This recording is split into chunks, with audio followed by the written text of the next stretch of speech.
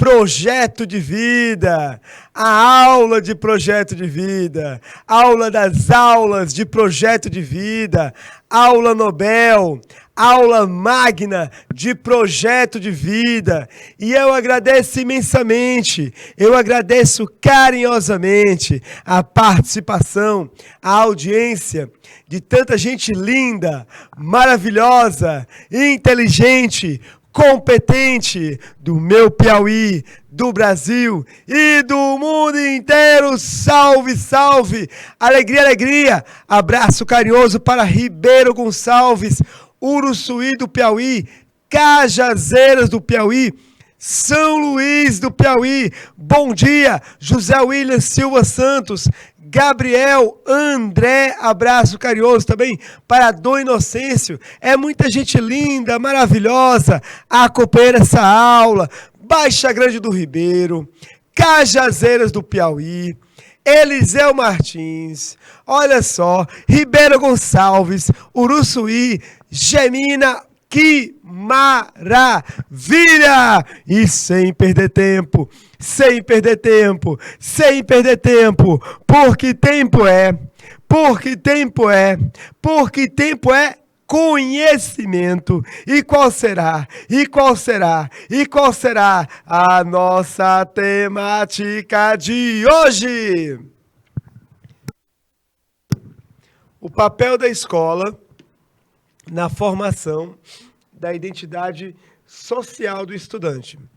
Querido aluno, querida aluna, na aula passada, a gente falou sobre identidade pessoal, como a escola contribui para a formação da identidade pessoal do estudante.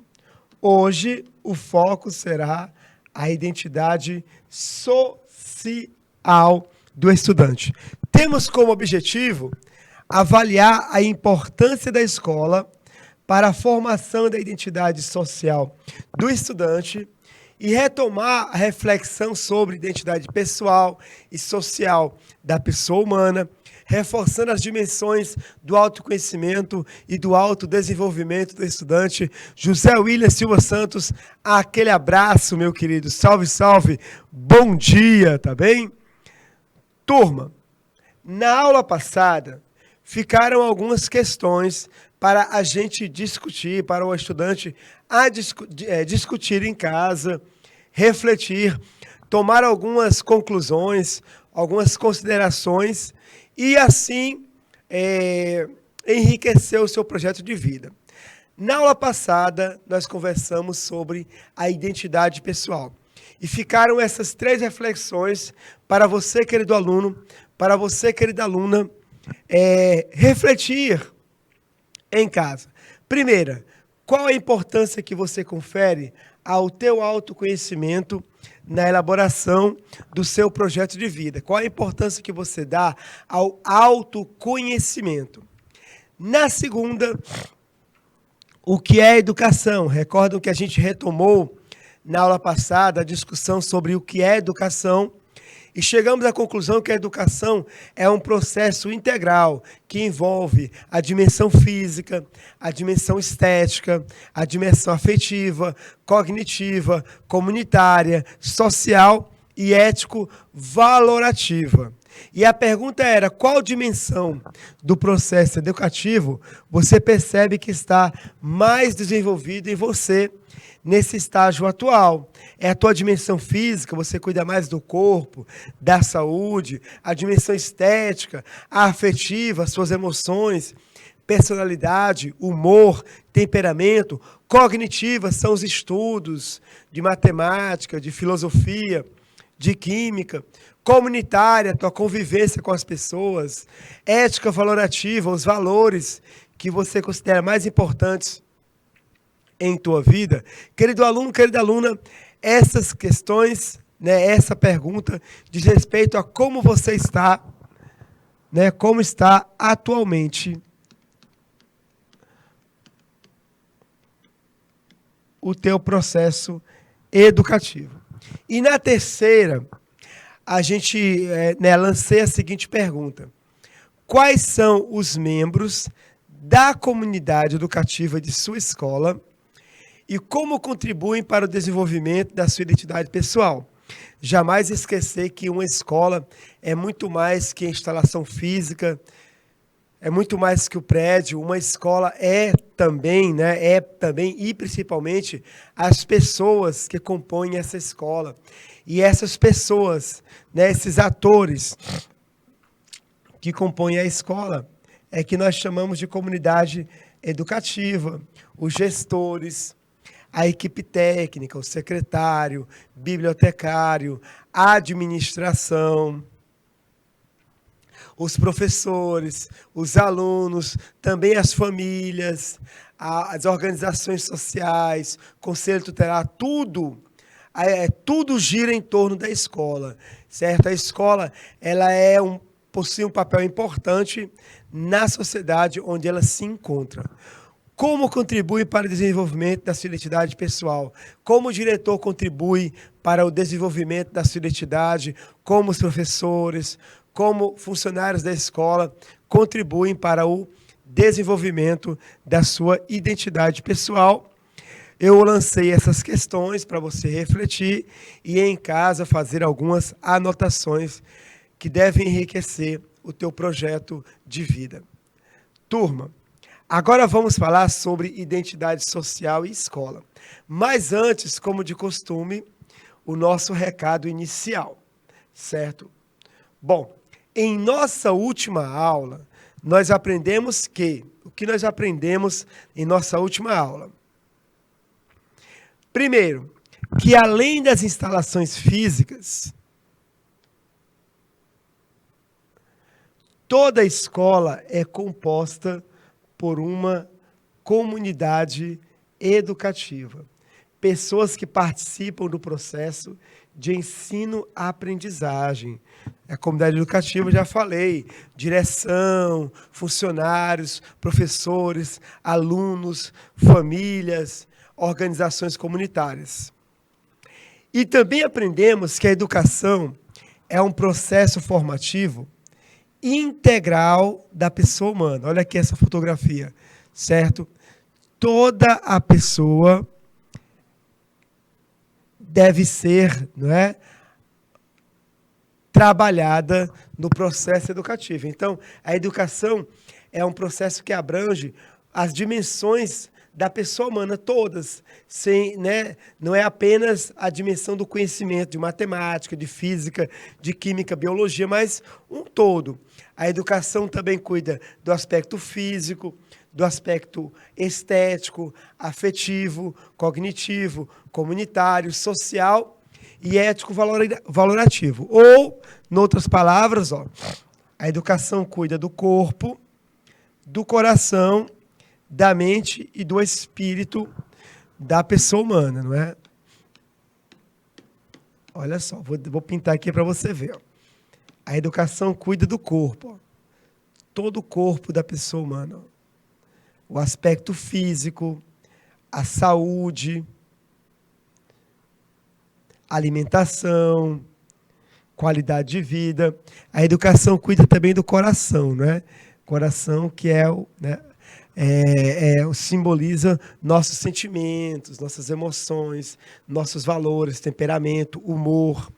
A educação também cuida, da mente. Aqui o conhecimento racional,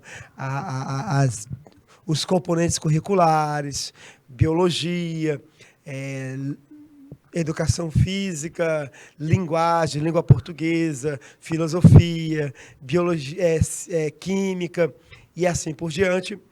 E a educação cuida também do espírito. O espírito aqui também está ligado à questão das emoções, né? O conceito de educação ele é muito, muito próximo do conceito de saúde. Saúde também é o completo bem-estar físico, mental e social da pessoa humana, certo? Também aprendemos na aula passada que a identidade pessoal ela é uma construção individual do conceito de si mesmo. Ou seja, a identidade pessoal é um entendimento ou conjunto de entendimentos que uma pessoa possui sobre si mesma. e sobre tudo aquilo que lhe é significativo. A identidade pessoal, ela define um indivíduo. Para ficar mais claro, veja bem esse slide aqui.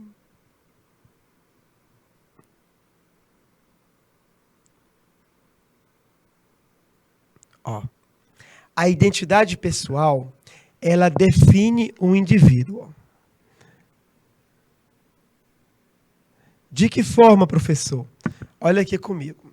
A identidade pessoal, ela vai partir de duas perguntas. Abraço, meus queridos de Cajazeiras do Piauí. Muito obrigado, tá bom? Abraço carinhoso. Mauro Reis, bom dia, querido. Salve, salve, alegria. Abraço, tá? A identidade pessoal, ela vai partir dessa pergunta aqui, ó. Quem é você? Alguém vai perguntar para você.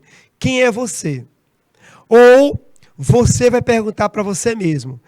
Quem sou eu? A resposta, que geralmente começa com eu sou, ela vai ser a sua identidade pessoal. É um entendimento. Quem é você, Mauro Reis? Eu sou simpático. Quem é você, Zé Williams? Eu sou inteligente. É um entendimento que você possui de você mesmo, tá bom? Então, voltando aqui. Ó. Só que, nesse entendimento, nós temos 3 elementos que a gente viu na aula passada. Na construção da identidade pessoal, no entendimento que a pessoa tem dela mesma, nós vemos o envolvimento de 3 elementos. O primeiro é o autoconceito. Quem eu sou? Todo mundo tem um conceito de si próprio. Quando eu falo eu sou, em resposta à pergunta quem eu sou, eu estou utilizando um conceito, uma definição sobre mim. Eu sou inteligente. É um autoconceito. Eu acredito que eu sou inteligente. Eu tenho crença que eu sou inteligente. Eu sou antipático. É um entendimento que você tem sobre você mesmo. Você acredita que é antipático. Você tem, né, o entendimento que você é antipático. Então, nessa identidade pessoal tem um autoconceito. Como eu imagino que eu sou. Tá certo? Por que eu falo assim, como eu imagino? Porque para você completar a sua identidade pessoal, você vai ter que trabalhar também a sua identidade social. Olha só, autoestima.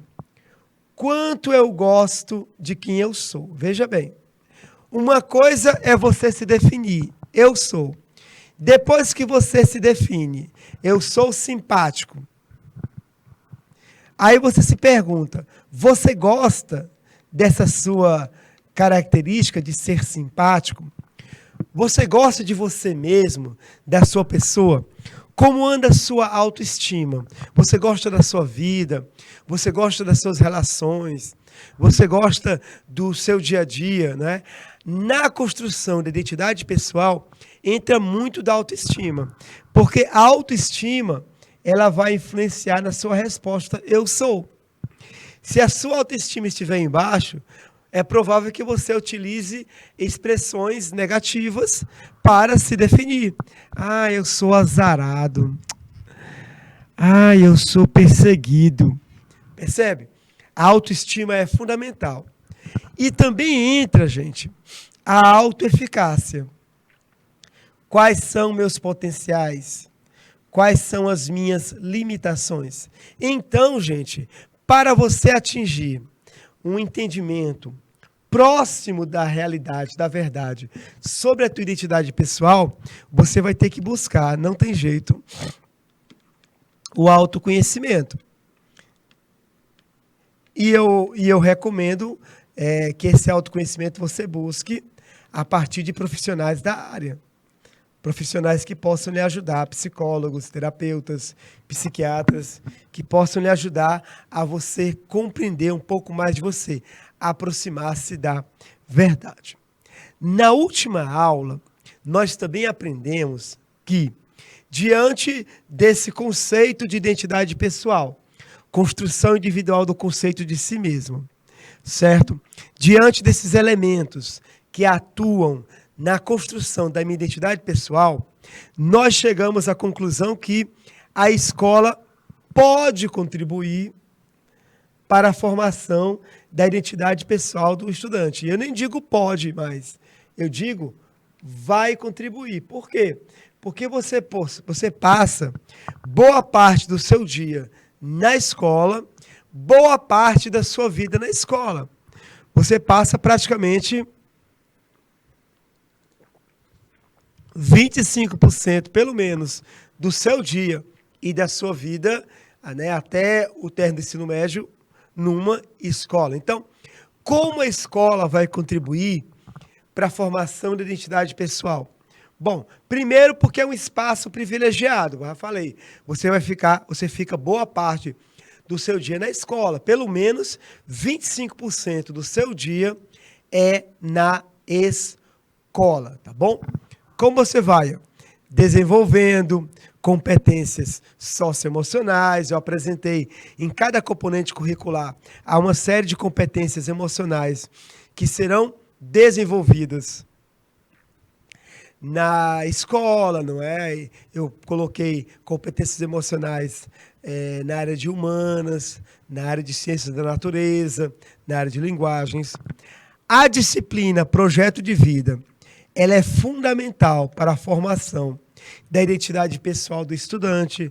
A disciplina Projeto de Vida, ela auxilia o estudante a pensar um pouco mais em si, a buscar o autoconhecimento, certo? A pensar um pouco mais sobre quem ele é, com quem ele convive, quais são suas crenças, suas limitações, seus potenciais. E também apontei o serviço de orientação educacional, um profissional que existe na escola que pode lhe orientar acerca do seu projeto de vida. Ele vai avaliar a tua vida escolar, as tuas preferências em relação aos estudos e ajudá-lo também na confecção do projeto de vida. E ao ajudar na confecção do projeto de vida, auxiliar na formação da tua identidade pessoal. Mas atenção! Atenção! Nós, na última aula, aprendemos sobre tudo isso aqui. Mas atenção! Identidade pessoal, ela está relacionada à identidade social. Identidade pessoal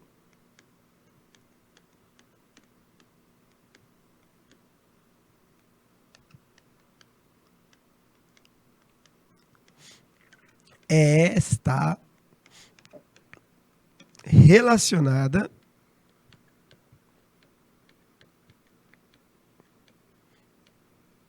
à identidade social. Como você aparece na sociedade e como as outras pessoas lhe veem é de fundamental importância para a tua identidade pessoal. Identidade pessoal, gente, é um conjunto de características que definem um sujeito num determinado grupo social e cultural. Aliás, a construção da identidade pessoal é fruto de um processo de socialização. O teu primeiro grupo social é a tua família. Depois você vai ingressando em outros grupos sociais, na escola, na igreja e assim por diante. Para você ingressar, né, para você pertencer a esse grupo social, você tem que passar por um processo de socialização, aprender a viver em grupo. Então, é mais importante, interessante, nesse momento, nós falarmos no plural, identidades. Porque você é uma pessoa diferente em vários grupos sociais onde você está presente. Você não é um único, vocês são várias pessoas. Olha só que interessante.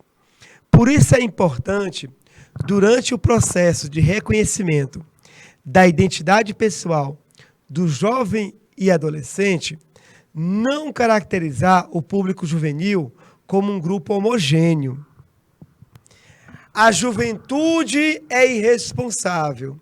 Os jovens de hoje não querem saber de estudar. Os jovens não querem saber disso ou daquilo. Turma, a juventude não é um grupo homogêneo, único, com um único rosto. A juventude, ela é plural, ela é múltipla. Então, é muito melhor você não pensar a juventude como um grupo homogêneo e nem como uma etapa de passagem da infância à maturidade. Devemos usar o termo juventudes. E sob essa perspectiva múltipla é que vamos começar a falar sobre identidade social. Você é um jovem, você faz parte de muitos grupos juvenis. E nesses grupos juvenis, a gente tem uma ideia, não é? De como nós somos diversos, como a gente é diferente num espaço ou no outro. Alencar Ascenio, Florianópolis, Santa Catarina, quanta honra! Né? Um estado, né? Uma cidade linda, maravilhosa e que eu ainda hei de conhecer, tá bom? Abraço carinhoso, meu querido. Certo? Espero que esteja apreciando a aula, ser sempre presente, maravilhoso aqui conosco. Turma, hoje o nosso assunto é a relação entre a identidade social e a escola. Então vem comigo.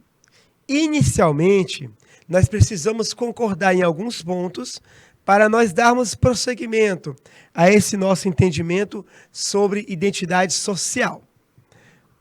Primeiro ponto, já falei agora há pouco. A identidade pessoal, ela define o indivíduo. Ela lhe define. Quem é você, Alencar Ascenio? Eu sou. Você está se definindo. A identidade social, ela permite que uma pessoa seja reconhecida. Porque a identidade social é como os outros nos veem. Como elas nos definem, tá bom? Olha só. Na identidade pessoal, falei agora há pouco, ela parte da seguinte pergunta: quem é você? Alguém faz essa pergunta a você. Quem é você? Ou você faz a pergunta a você mesmo: quem sou eu? A resposta sempre vai partir do eu sou. Por exemplo, eu sou simpático. A identidade social é como os outros nos veem.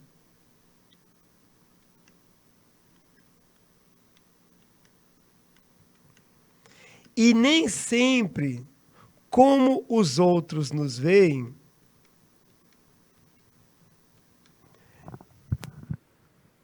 bate com como eu me vejo. Nem sempre bate. Por quê? Porque a identidade pessoal, a gente já sabe que é uma crença, não é? É um conjunto de entendimentos. A identidade social, ela vai partir da pergunta: quem é ele? Duas pessoas, aqui está você.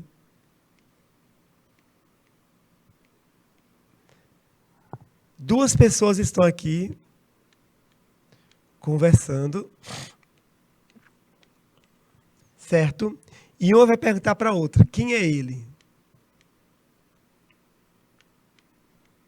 O ele aqui é você. A resposta: ele é, ou você é, né? Falando para a pessoa, você é. Essa resposta é como os outros nos veem.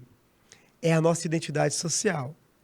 E, certo, nem sempre como eu me vejo vai ser igual a como os outros nos veem.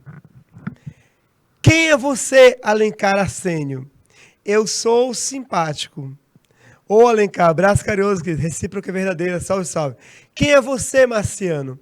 Eu sou simpático. É a minha crença. Só que duas pessoas conversando sobre mim, eles podem dizer: simpático? Na verdade, o professor Marciano, ele é pedante, né? Ele é arrogante, ele é antipático. Então, nem sempre a identidade pessoal ela vai bater com a identidade social. É por isso que identidade é uma construção comunitária, social, é socialização. Porque eu vou confrontar quem eu penso que eu sou com o que as pessoas pensam que eu sou. E desse confronto é que vai surgir a identidade, ou identidades. Turma, a identidade pessoal é uma construção individual do conceito de mim mesmo. A identidade social vai falar do conceito de mim a partir do meu vínculo com grupos sociais. Quem é você, Alencar Assênio? Alencar Assênio é aquele que torce para o Avaí, é aquele que torce para o Figueirense. Torce para qual time? Avaí ou Figueirense? Alencar Assênio. Alencar Assênio, ele torce para o Figueirense. Ele torce, percebe?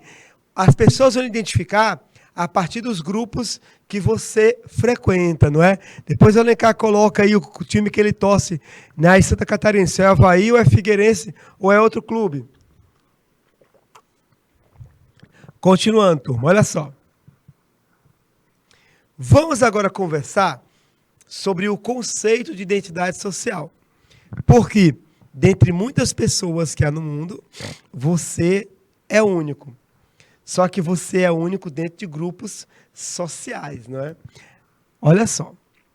Turma, identidade social. Olha só. Identidade social é a representação que uma pessoa faz de si mesma por pertencer a um grupo. A identidade social, olha só que interessante. Identidade social são as características atribuídas a um indivíduo pelo outro. É o que eu falei agora há pouco. Duas pessoas vão se encontrar e elas vão falar sobre você. O que elas falarem sobre você é a tua identidade social. É como você aparece na sociedade. E nem sempre o que a gente escuta é agradável. Alencar, você torce para os dois, Alencar. Alencar, não vem com essa não, Alencar. Sai de cima do muro, Alencar. Não dá para torcer para o Avaí e para o Figueirense. Ali é judeu e palestino. Eita, Alencar é político. Abração, meu querido. Já pensou eu perguntar para um cearense, você é Ceará ou Fortaleza? E ele falar que torce para os dois? Já pensou, Alencar? Ceará e Fortaleza? Né? Corinthians e Palmeiras? Cruzeiro ou Atlético? Turma, a identidade social é como os outros te veem. Olha só aqui, ó. As pessoas apontando para você.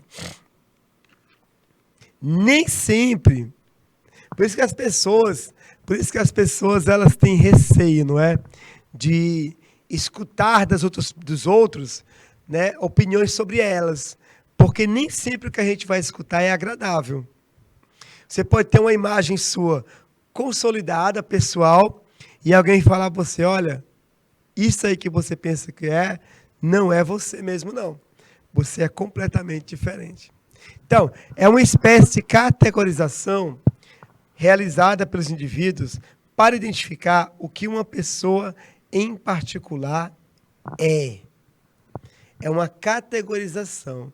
É como os outros lhe veem. Então, querido aluno, a nossa identidade pessoal, ela está diretamente relacionada com a nossa personalidade. A nossa identidade pessoal, ela vai dizer se nós somos extrovertidos, amáveis, mais ou menos neuróticos e etc. A identidade pessoal é formada pelas características diferentes que nos definem. Agora, a nossa identidade pessoal, social, ela está relacionada aos grupos aos quais nós pertencemos. Aí são muitos grupos. A família, o país, a religião, a etnia, o time esportivo e também uma instituição como a escola, ao qual você participa. Então, olha só, aluno, para a gente recordar para avançar. Olha só, na aula passada conversamos sobre identidade pessoal. Eu sou, certo? Características pessoais que me definem. Hoje, nós estamos entrando na identidade pessoal. Quem eu sou segundo as outras pessoas. Certo? Então, estamos aprendendo hoje que a identidade social é fundamental para a construção da minha identidade pessoal. Tá certo? E por isso vamos falar de grupos sociais, ó. Vários grupos sociais. Tá bom?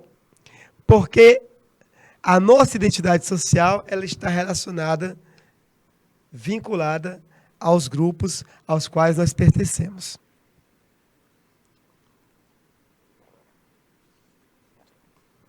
Então vem comigo, ó. Tá aqui, vem comigo, ó. O que são grupos sociais?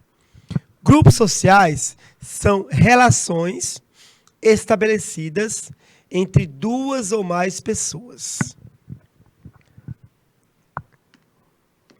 Aqui é um grupo, por quê? Aqui tem mais de duas ou mais pessoas reunidas.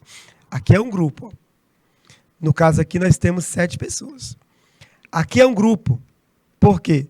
Porque tem 2 ou mais pessoas reunidas. Aqui é um grupo. 2 ou mais pessoas reunidas. E assim por diante. Você sozinho, você não é um grupo. Você sozinho é você sozinho. É somente você. O ser humano, ele tem uma necessidade de pertencer a um grupo. Por quê? Porque ele vai se definir também a partir do seu pertencimento a um grupo. Grupos sociais, eles se caracterizam pela sensação de identidade, criada por 3 fatores: o vínculo, a afinidade e a convivência. Então, vamos supor que você... Deixa eu apagar aqui. Vamos supor que está aqui, está você. E você deseja pertencer a algum desses 5 grupos que estão aqui diante de você. Vamos supor, vou só dar um exemplo. Esse azul aqui é uma torcida organizada. Torcida organizada do Avaí, em homenagem ao meu amigo Alencar, que disse que torce para os 2, então eu posso falar. Aqui é um grupo da igreja.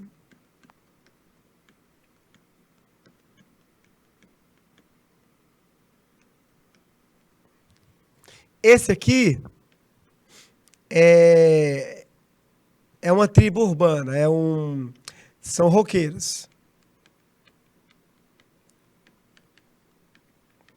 Esse aqui é uma juventude partidária, de um partido político.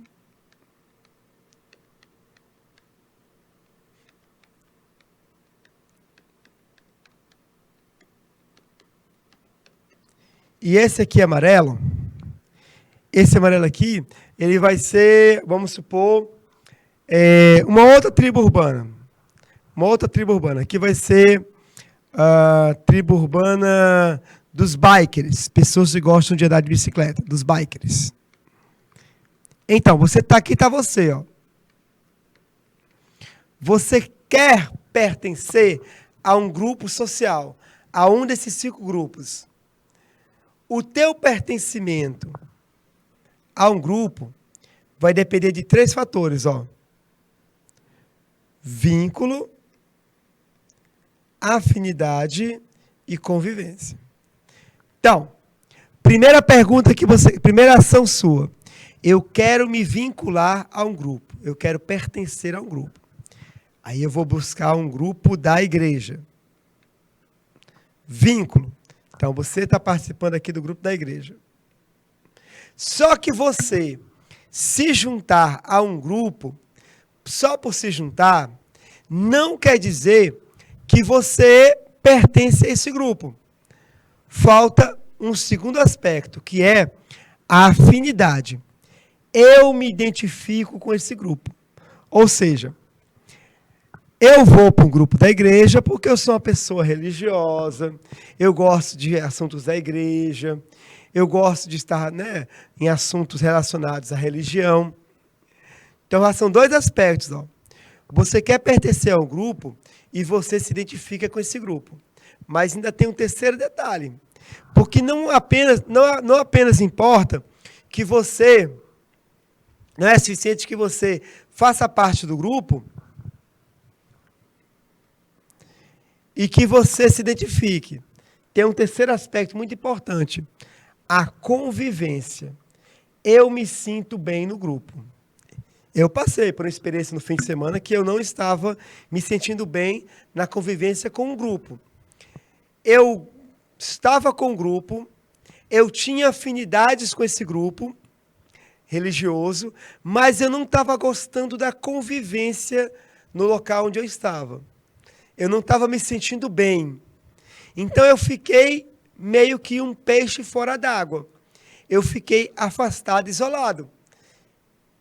Porque o fator convivência, ele é fundamental. Você pode ser uma pessoa religiosa, gostar de igreja, das coisas de igreja, mas se a convivência com as pessoas da igreja não for saudável, o que vai acontecer? Você entra e sai. Você entra no grupo porque você se identifica, gosta, mas você sai do grupo. Sai por quê? Porque a convivência não foi bacana. Acontece também se você for para a torcida organizada do Avaí. Se você quer estar na torcida organizada do Avaí, você tem afinidade, você torce para o Avaí, mas a convivência pode não lhe agradar. Ah, são muito violentos, falam muito palavrão, né? Tem que chegar muito cedo no estádio. Roqueiros também. Você pode gostar de rock, mas você pode não gostar de conviver com roqueiros. Aí você não entra no grupo. Ou, claro, o inverso. Você gosta de conviver com roqueiros e participa. Juventude partidária também. Os bikers também. Então, gente, vínculo, afinidade e convivência é fundamental para que você tenha o sentimento de pertença ao grupo. Para que você se sinta pertencente a esse grupo. É importante, gente, importantíssimo, para a identidade social do indivíduo, o sentimento de pertença a algum grupo. Pertencimento. O que é pertencimento? Ó, necessidade que nós temos de estar juntos. Pertencer está associado à própria ideia de sobrevivência. Pertencer a um grupo influencia, ó, nossa capacidade de autoconhecimento e como nos percebemos no mundo. Pertencer a um grupo influencia a nossa capacidade de autoconhecimento e como nos pertencemos ao grupo. Agora eu quero que você pense o seguinte, antes de nós continuarmos, pessoal aí de Uruçuí, Ribeiro Gonçalves, Dom Inocêncio, Eliseu Martins, Cajazeiras do Piauí, enfim. Fecha os olhos por um minuto e pensa nos grupos sociais que há na tua escola. Porque com certeza agora você já deve estar percebendo que no recreio os alunos se reúnem por grupinhos. O recreio de uma escola ele é formado por grupos que se reúnem, vão conversar, lanchar. Pense, fecha os olhos e faz uma viagem mental sobre o pátio da tua escola na hora do intervalo. E imagina, visualiza os grupos que se reúnem na tua escola. Tem o grupo dos roqueiros, com certeza. Tem um grupo de gente da igreja. Tem um grupo que se reúne para ver vídeos no TikTok, no YouTube, no celular. Tem grupos ligados à política. Tem o pessoal que vai para a biblioteca. Tem o povo que vai jogar bola. Pensa agora nos grupos que fazem parte da tua escola, que você convive. E pense um pouco também sobre como esses grupos atuam na sua escola. Para facilitar, vou lhe apresentar alguns grupos. Do lanche, não é? É o grupo do lanche também, não é? Da merenda é para gente velha como eu. Né, Cajazeiras? Merenda é para gente velha, é lanche. Ó, turma, tribos urbanas, tá? Tribo urbana é uma expressão que foi criada em 1985 por um sociólogo francês, Michel Maffesol. Conceito: grupo de pessoas, grupos sociais, que se unem com base em interesses comuns e compartilham símbolos, hábitos, ideias e maneiras de vestir. Com certeza, na tua escola, na hora do recreio, quando você passeia pela escola, você encontra tribos urbanas. Alunos que podem até estar com a farda da escola, mas que vão usar alguns símbolos para identificá-los, para destacá-los entre os demais grupos. Então, olha só. Exemplo de tribos urbanas: funkeiros, pagodeiros, os clubbers, os punks, hip hop, bikers, straight edge ou caminho reto, veganos. São tribos urbanas que aparecem nas nossas escolas. Você sabe quem são os funkeiros da tua escola? Sabe se tem algum punk, hip hop e assim por diante. Mas nós temos mais grupos sociais numa escola. Eu posso encontrar, por exemplo, coletivos juvenis. O que são os coletivos juvenis? São organizações juvenis que atuam no terceiro setor. São organizações não governamentais, sem fins lucrativos, cujo objetivo é gerar serviços públicos ou melhorar as condições do meio, com ações voltadas para educação, saúde, arte, esportes, profissionalização. Os coletivos, eles têm a sua essência mais ligadas à arte, mas você encontra muitos coletivos juvenis com diversas temáticas. Quais são os princípios de um coletivo juvenil? Ó, a transformação do mundo por meio das pessoas. A religião não vai mudar o mundo. A igreja não vai mudar o mundo. Quem muda o mundo são as pessoas. Partidos políticos não mudam o mundo. Quem muda o mundo são as pessoas. Visão abrangente e cotidiana da política. Política é algo que eu faço no dia a dia. Qualquer ação minha é uma ação política. Autogestão, descentralização e flexibilidade. E os coletivos juvenis, eles acreditam muito nos heróis reais. Exemplos do cotidiano.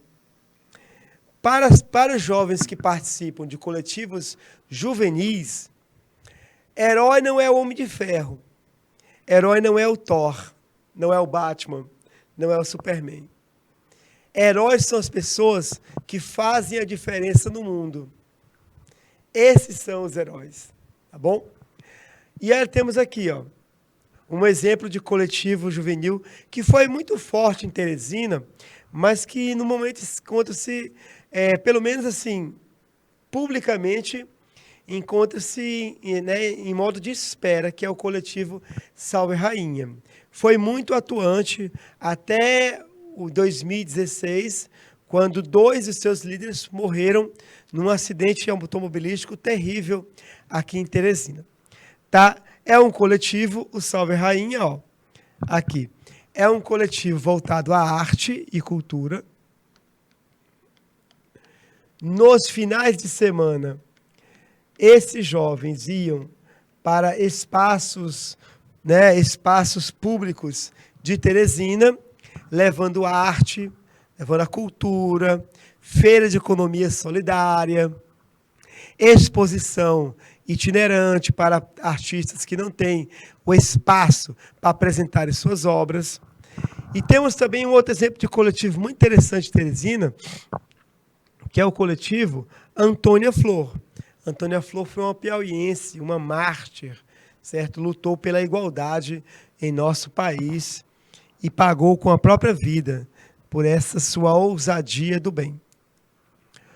Outro grupo muito interessante que se reúne são as juventudes políticas ou juventudes partidárias.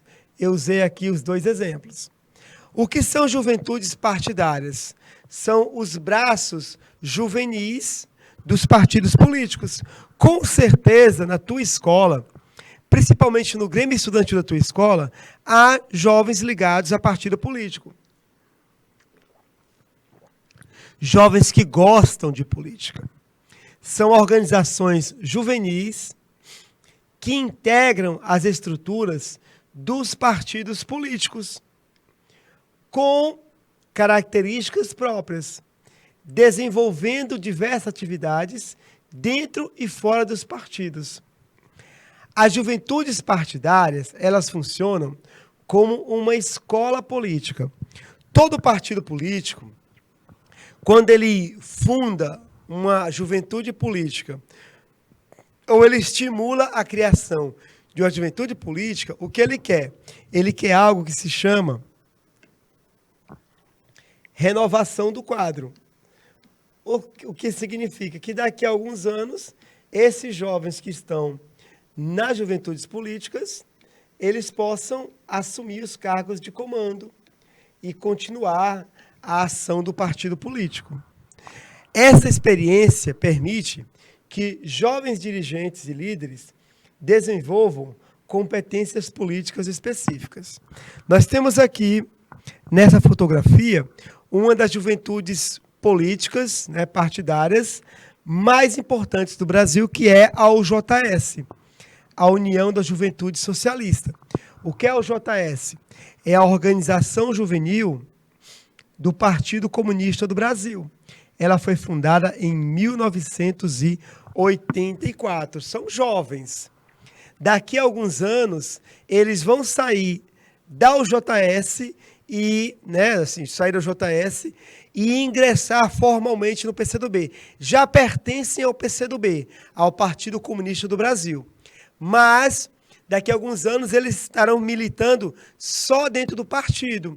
Nós temos figuras da UJS que se tornaram expoentes da política nacional, como o Lindenberg Farias, senador, ele começou na UJS, o Orlando Silva, acho que é Orlando Silva, chegou a ser ministro do governo Dilma.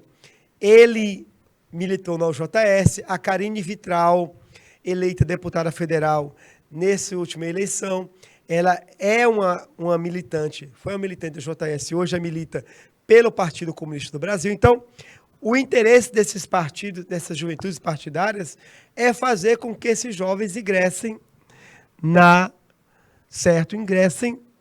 nesse partido. Nós temos aqui mais duas juventudes. Ó. A juventude do PSDB, JPSDB, ela foi fundada junto com o partido em 1988 e também é conhecida como Juventude Tucana. Então, é a juventude do PSDB, é o PSDB, né, preparando seus quadros jovens para no futuro assumirem o partido. Temos aqui a juventude, nesse quadro, nessa figura aqui, nessa foto, a juventude socialista do PDT, o Partido Democrático Trabalhista. É uma organização política de centro-esquerda e esquerda, que é a juventude partidária do Partido Democrático Trabalhista. É uma juventude, inclusive, muito atuante, não é? Outro grupo social juvenil muito forte no Brasil são as torcidas organizadas. O que é a torcida organizada? É uma associação de torcedores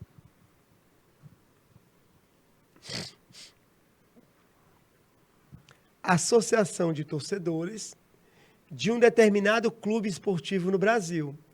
A maioria dos membros da torcida organizada é jovem. você vai encontrar na sua escola, no recreio da sua escola, ou em algum momento, algum jovem com uma camisa de uma torcida organizada, ou de uma torcida uniformizada, né? Você vai encontrar. Porque os membros de organizada, eles usam roupas com a marca própria da torcida. Se a escola tem uma farda, certo? Um fardamento obrigatório, ele vai com um boné da torcida organizada. Ele vai com a pulseira, um cordão, ou o caderno dele vai estar com adesivos da torcida organizada, né? A torcida organizada é um espaço privilegiado do jovem buscar a sua identidade. Temos aqui nessa fotografia a torcida organizada Esporão do Galo, que é a torcida organizada principal do River do Piauí, não, o Clube Atlético River do Piauí, é River Atlético Clube, né? Do Piauí, tá bom? Ela foi fundada em 2001 pelo primeiro presidente, que é um torcedor chamado China. Ela é considerada a maior torcida organizada do estado do Piauí. Aqui nós temos uma fotografia recente de um jogo do River e nós temos aqui membros da torcida organizada Esporão do Galo, não é? Outros clubes de futebol têm suas torcidas. O Ceará tem a Ceará Amor, o Fortaleza, Leões da TUF, Corinthians, a Gaviões da Fiel, Pavilhão 9, Camisa 12, Palmeiras tem a Mancha Verde, a torcida uniformizada do Palmeiras, certo? O Paysandu tem a Terror Bicolor, nós temos também Bahia, nós temos a Bamor, no CRB, também a Clube de Regatas Brasil, o CRB, o Comando Alvirrubro. Então, todo time de futebol tem essa associação de torcedores organizados, na qual a maior parte dos membros é jovem. E se você ficar bem atento, né, muitos colegas seus participam de uma torcida organizada. Para encerrar essa parte de grupos sociais, temos aqui as juventudes eclesiais, juventudes da igreja, certo? Das igrejas e das religiões, porque também tem a juventude budista, a juventude muçulmana. Aqui eu dei um foco maior às juventudes ligadas ao cristianismo, tá bom? Para disseminar a sua mensagem às novas gerações, as igrejas e religiões necessitam encontrar novas respostas e propor caminhos novos para as juventudes. Toda igreja, toda religião tem que cuidar com carinho dos seus jovens, porque eles são o futuro dessa igreja, o futuro dessa religião, certo? Esses jovens, eles mantêm uma unidade com a organização eclesial, com a igreja ou religião a qual pertencem, mas eles buscam viver de um modo próprio. Aqui nessa fotografia nós temos a principal juventude de igreja do Brasil, que é a Pastoral da Juventude da Igreja Católica. É uma organização eclesial que surgiu mais ou menos ali, final dos anos 70, começo dos anos 80 do século passado. Ela surgiu da fusão, da união entre vários movimentos juvenis católicos. JAC, a Juventude Agrária Católica, JUC, a Juventude Universitária Católica, JEC, a Juventude Estudantil Católica, JOC, a Juventude Operária Católica. Esses grupos, eles se reuniram e formaram a Pastoral da Juventude, que é esse povo lindo aqui dessa fotografia, não é? É muito importante para eles estarem reunidos enquanto jovens, certo? E é importante para as igrejas e religiões que esses jovens eles estejam dispostos a continuar na igreja, né? No fundo, é a mesma motivação das igrejas, dos partidos políticos, né? Formar novos líderes. novos líderes para as igrejas e religiões. Basicamente, todos os líderes de igreja, hoje religião, saíram de juventudes eclesiais. Temos aqui mais 2 exemplos. Os radicais da última geração, o RUG, que é a juventude eclesial da minha igreja, da Igreja do Evangelho Quadrangular. Temos aqui mais um exemplo, a Pastoral Juvenil Marista, é uma organização juvenil católica do Instituto dos Irmãos Maristas das Escolas. Ó. Uma juventude evangélica e uma juventude católica, tá bom?